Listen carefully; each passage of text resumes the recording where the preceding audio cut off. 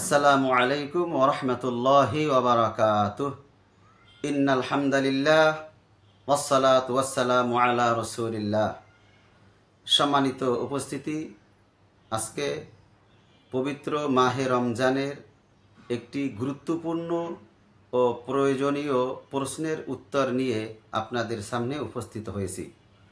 আপনারা অনেকেই জানতে চেয়েছেন, পবিত্র মাহে রমজানে নাপাক অবস্থায় অথবা গোসল ফরজ অবস্থায় গোসল না করে সাহারি খাওয়া যাবে কি না। সহজ কথায় এর উত্তর হলো, গোসল ফরজ অবস্থায় অথবা নাপাক অবস্থায় সাহারি খাওয়া যাবে, তবে উত্তম হলো গোসল করে পবিত্র হয়ে সাহারি খাওয়া। যদি আপনি মনে করেন অথবা যদি এমন হয় যে আপনি গোসল করে এসে আর সেহরি খেতে পারবেন না অথবা সাহারির সময় থাকবে না, সেক্ষেত্রে আপনি সাহারি আগে খেয়ে নেবেন, পরে গোসল করবেন।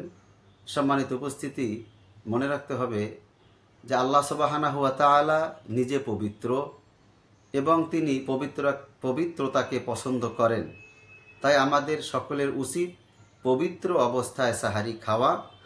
যদি কোনো অবস্থায় আমরা অপরাগ হয়ে যায় বা সময় স্বল্পতা থাকে বা সময় স্বল্পতার কারণে গোসল করতে না পারি, সেক্ষেত্রে আমরা সাহারি খেয়ে নেব, এরপরে গোসল সেরে নেব। তবে উত্তম হলো গোসল করে সাহারি খাওয়া। আল্লাহ সুবহানাহু ওয়া তাআলা আমাদের সকলকে বোঝার তৌফিক দান করুন। আমিন।